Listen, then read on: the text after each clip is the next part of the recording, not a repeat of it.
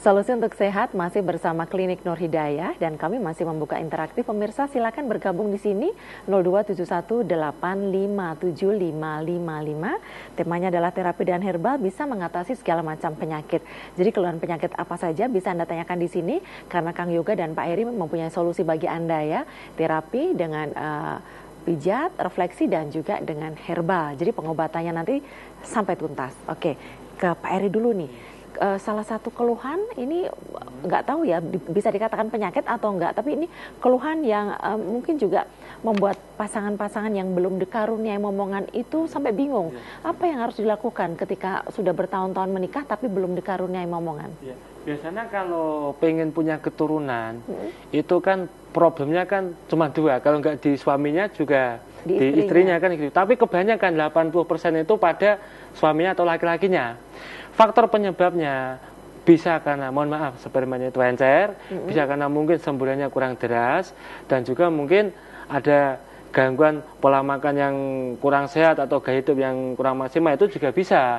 Makanya nanti kalau andai kata barangkali pemirsa TATV dimanapun Anda berada yang belum punya keturunan, nanti bisa dikonsultasikan di pengobatan Hidayah. Alangkah baiknya kedua-duanya nanti datang, Mbak Sari. Gitu. Suami istri ya. Ya, jadi gini, kalau kita pengen nanem, itu kan kita harus memperbarui benihnya dulu. Ya. Kalau benihnya bagus kan insya Allah kita tanam dimanapun juga bakal tumbuh bagus. Gitu. Jadi kalau dari pihak suaminya atau dari laki-lakinya itu bagus, mungkin karena sperma bagus, insya Allah kita kalau pengen punya keturunan pun juga insya Allah juga bisa dikaruniai.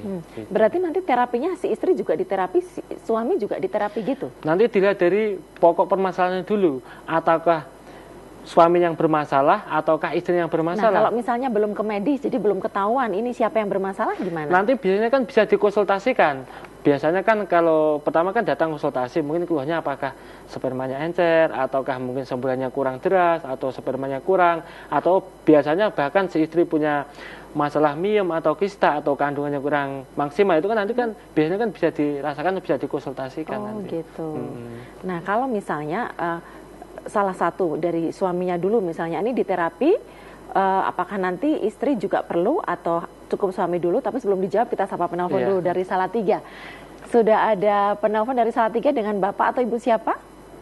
Ya, dari hamba Allah. Oh, dari hamba Allah, silakan. Ini mau tanya sama Bapak. Monggo, Pak.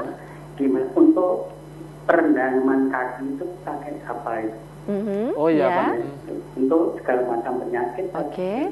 Oh iya, Pak. Sebelum dipijat, rendam dulu pakai air hangat atau air? Oh iya, Pak. Iya. Itu saja. Punya keluhan apa, Pak? Ada keluhan Bapak mungkin? Nah, cuma tanya aja ya. Iya, baik. Baik, terima kasih.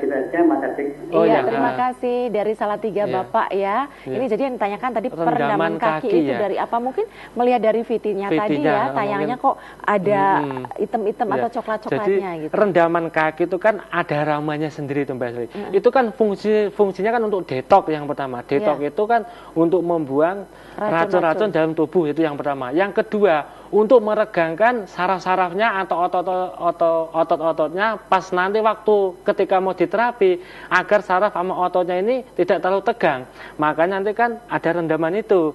Itu pun juga nanti kan agak sedikit hangat atau suam-suam kuku gitu ya. Ya, suam-suam kuku lah gitu. Nanti kan soalnya itu tadi untuk detok yang pertama dan untuk meregakan otot atau sarafnya. Soalnya kalau saraf itu kalau tidak diregangkan dulu nanti takutnya kalau pas diterapi ada efek-efek yang tidak diinginkan gitu. Itu kalau untuk ramuannya itu untuk satu pasien dengan yang lain sama nggak? Masalah rendaman yang ditanyakan Bapak dari Salatiga itu tadi Mbak ya. Jadi untuk masalah rendam itu nggak cuma satu macam. Dan artinya untuk satu macam penyakit enggak. Jadi untuk rematik, asam urat, kolesterol pun nanti untuk rendamannya sendiri. Tidak cuma satu warna yang merah kayak di TV tadi, Mbak.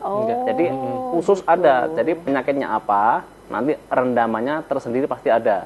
Jadi tinggal penyakitnya nanti untuk rematik, asam urat atau kolesterol atau darah tinggi pun nanti rendamannya beda-beda. Cuma yang direndam juga kaki juga. Karena apa? Kaki itu adalah pusat saraf kemanapun, Mbak. Jadi organ tubuh kita itu saraf utamanya di telapak kaki, karena telapak kaki itu adalah jantung kedua dari organ tubuh kita seperti itu. Makanya dengan cara rendam itu tadi, membuka saraf, melenturkan saraf, karena penekanan untuk terapi pertama adalah kita pegang di telapak kaki dulu. Jadi seperti apa kekuatan sang pasien begitu di terapi, ditusuk pakai jari, nggak pakai alat bantu, pakai jari nanti seperti apa. Kalau memang di telapak kaki itu merasa sakit cuma ditusuk gitu aja, itu pasti penyakitnya banyak juga. Ya, oke. Sudah ada Bapak Agung di Temanggung. Selamat malam. Selamat malam, Mbak. Iya, Monggo, selamat Pak, malam Pak silakan. Agung. Langsung saja keluhannya. Iya, mau nanya, Mbak. Monggo silakan Pak. Ini Nggih. kaki, lutut, terus pinggang kok terasa sakit setelah Ya. hampir 3 bulan itu dikarenakan apa ya? Kaki lutut Pak. Kaki lutut terasa sakit setelah apa? Usia 39.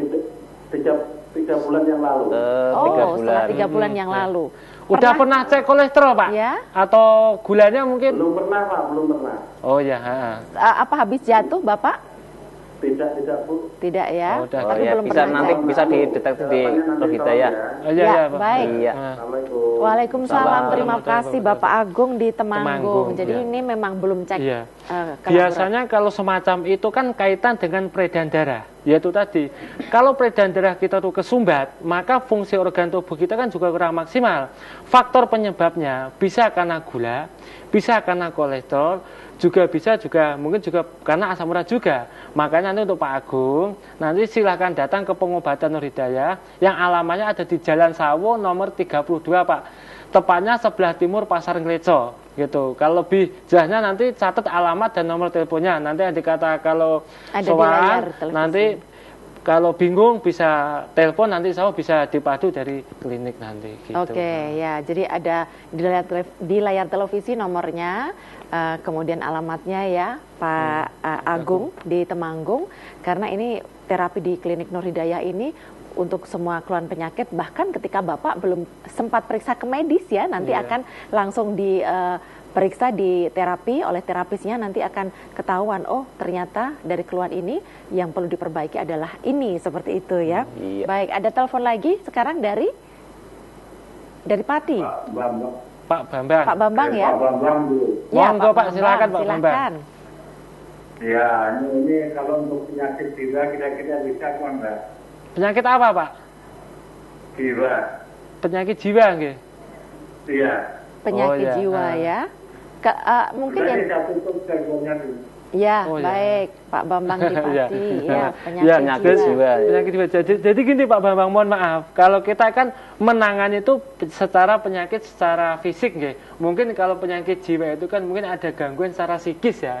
Mohon maaf sekali, mungkin kalau penyakit jiwa itu bukan bidang kami. Intinya gitu aja. Iya, Nah. oke. Jadi bisa nyambung juga untuk masalah jiwa tadi ya. Kalau memang penyakit jiwa yang dirasakan apa, yang namanya jiwa pasti beda sekali dengan penyakit yang lain. Makanya bisa juga kalau memang ada sebuah keyakinan harus cari solusi sehatnya untuk masalah penyakit jiwa dimanapun kalau Pari ya mungkin di daerah Jawa Tengah mana Bapak bisa datengin ke tempat ahlinya Pak ya. Seperti itu. Oke, ya. Tapi kalau untuk stroke bisa nggak?